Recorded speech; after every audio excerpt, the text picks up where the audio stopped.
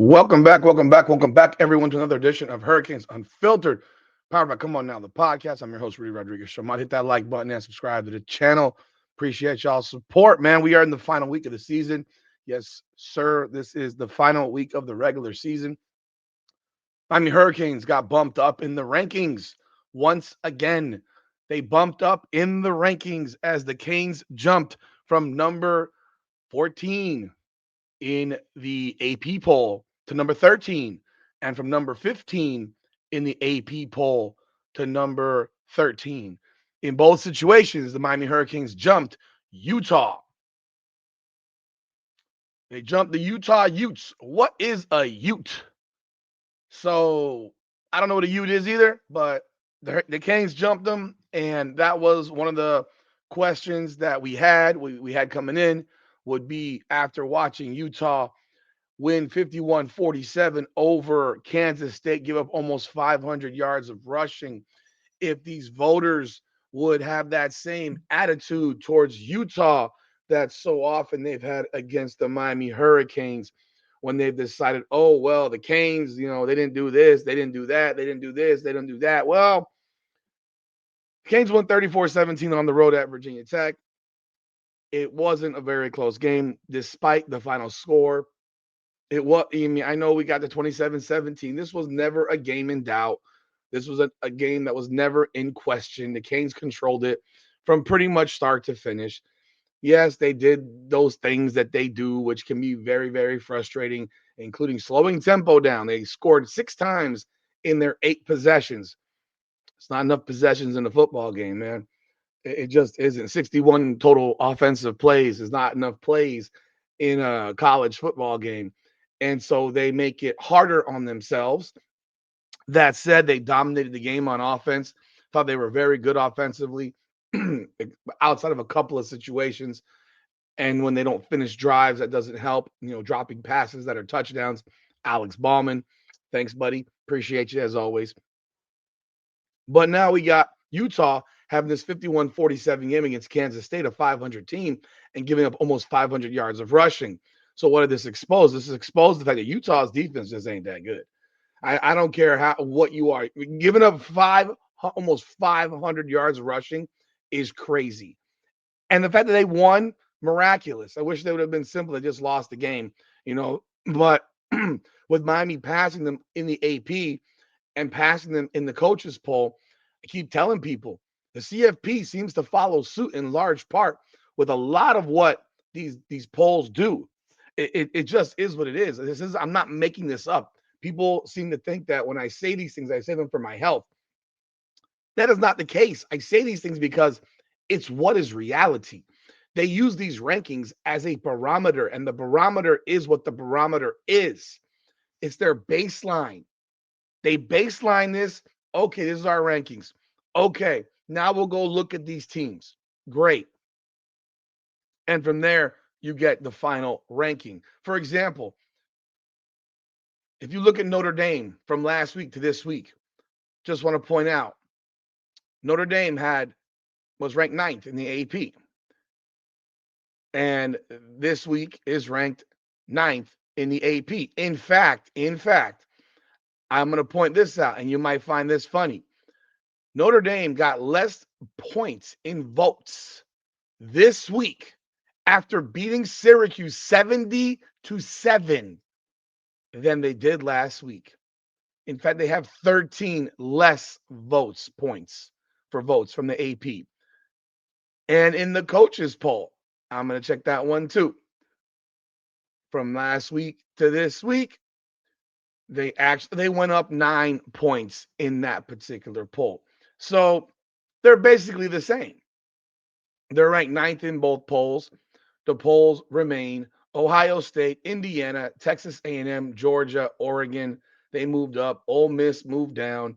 Texas Tech dropped the spot to 7. Oklahoma, Notre Dame, Alabama, BYU, Vanderbilt, Miami. That's the AP. Ohio State, Indiana, Texas A&M, Georgia, Oregon, Ole Miss, Texas Tech, Oklahoma, Notre Dame, Alabama, BYU, Vandy, and Miami. Now, as we know, Miami jumped Vandy last week in the CFP. I do not anticipate Miami falling back behind Vandy, despite Miami winning 34-17 and Vandy winning 45, was it 45-10? 45-17 over Kentucky.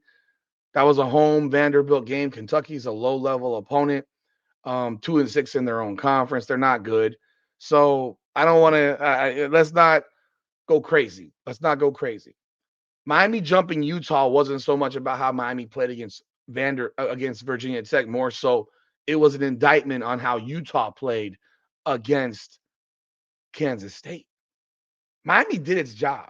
Would we have liked to have seen a more spectacular performance? There's no question about it.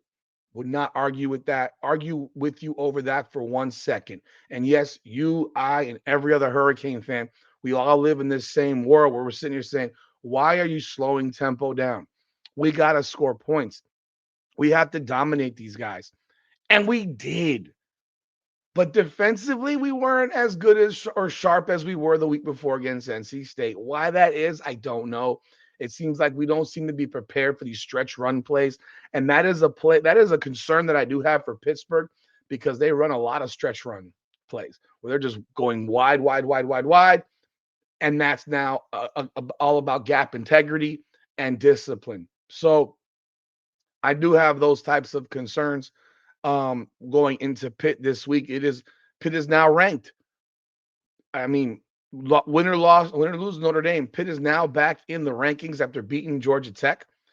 Heck, in the coaches poll, they're still ranked 5 spots behind Georgia Tech. In the AP, they're only ranked 1 spot behind Georgia Tech. But that's again, Pittsburgh has a very good offense, despite the Notre Dame game. Mason Heinzel's a really good quarterback. Jadarian Turner's a really good running back. They have talent. Now they can be scored on. They can be scored on. So I'm not so concerned about Miami's inability to score on them. I believe Miami will score without much problem.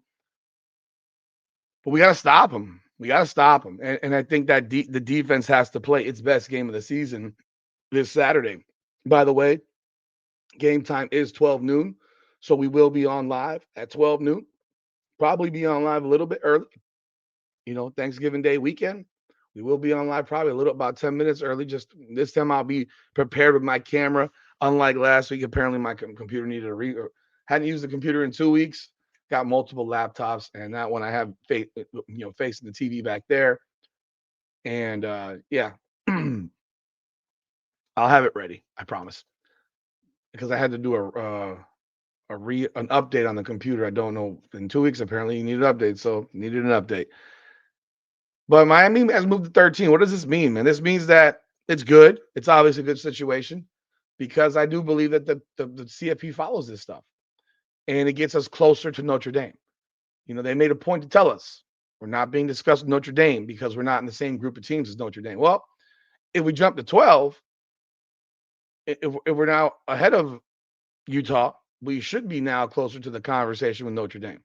Again, you didn't see a meteoric rise from Notre Dame. They beat Syracuse. This mentality that they ran roughshod over Syracuse. They did. They won the game.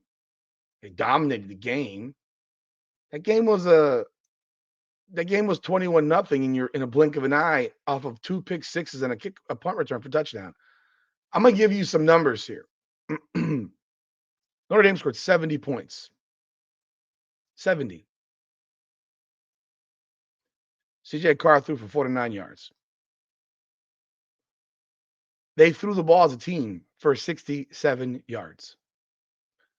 They ran the ball well, 329. But you had a game in which the team scored 70 points and didn't even have 400 yards of offense. They ran the ball down their throats. Jeremiah Love had 171 yards rushing. Jadarian Prince had 70 yards. But even there, they only ran.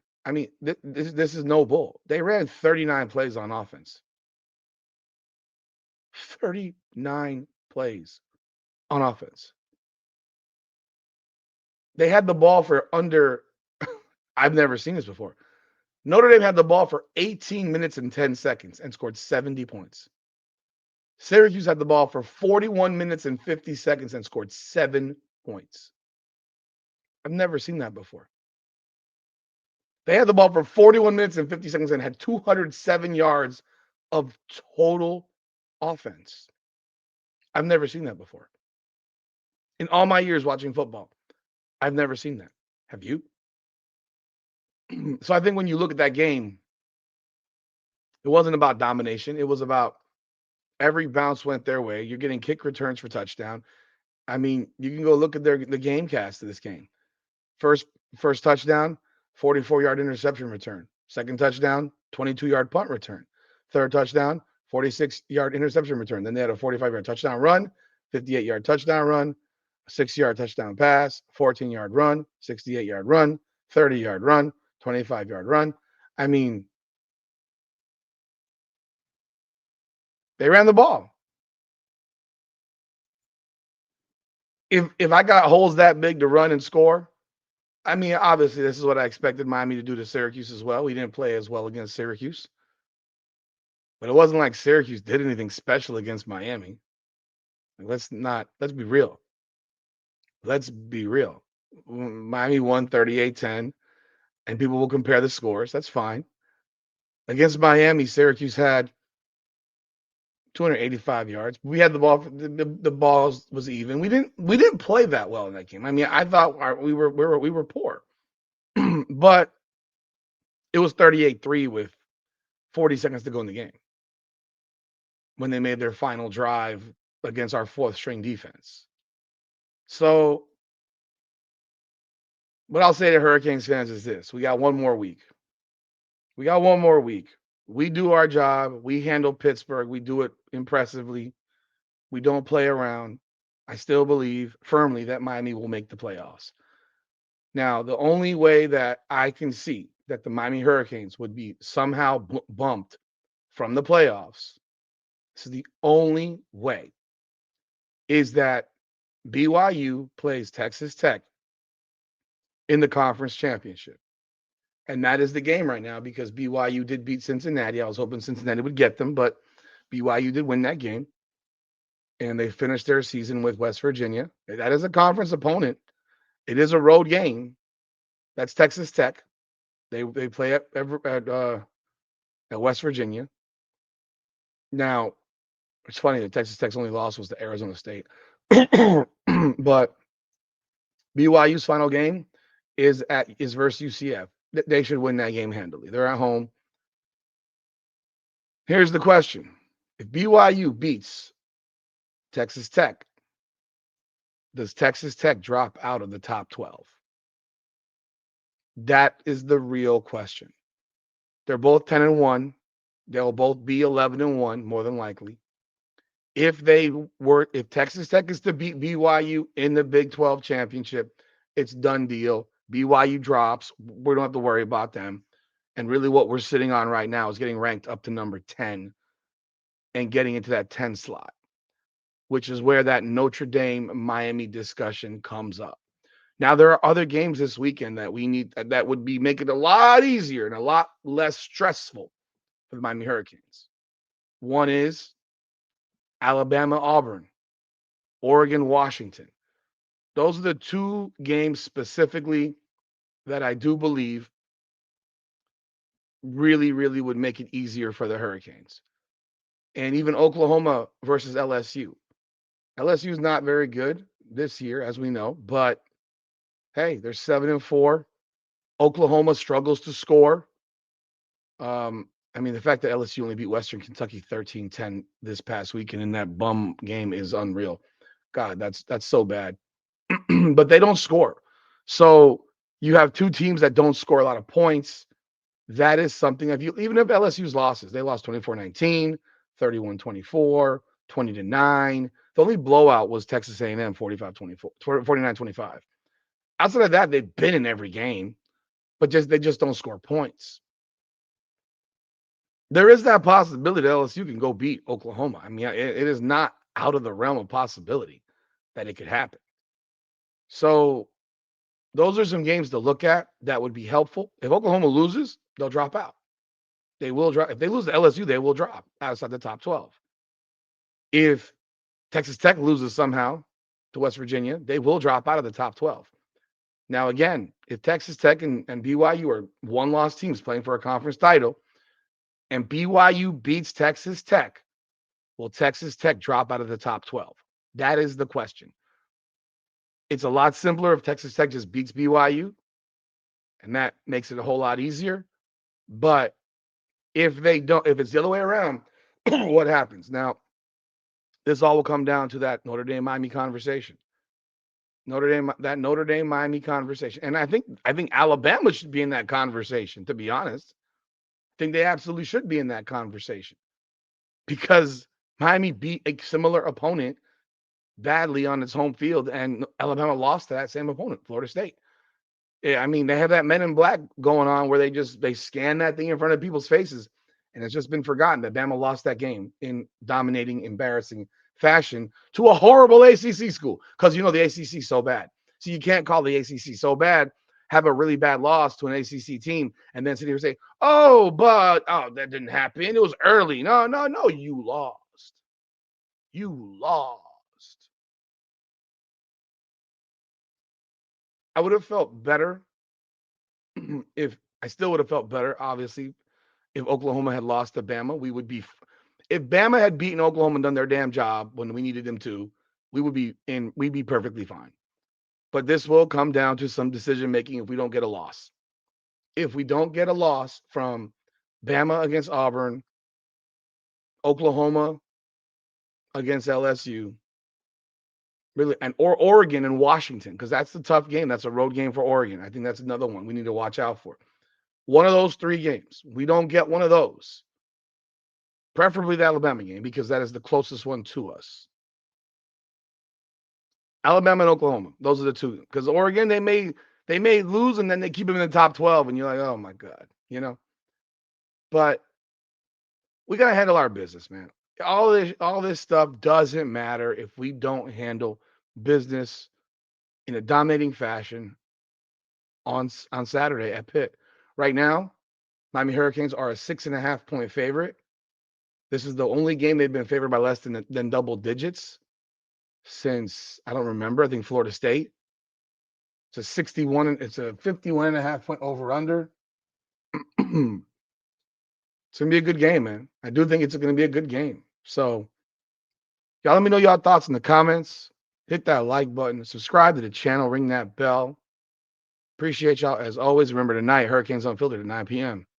live. Join us. Let's talk about it.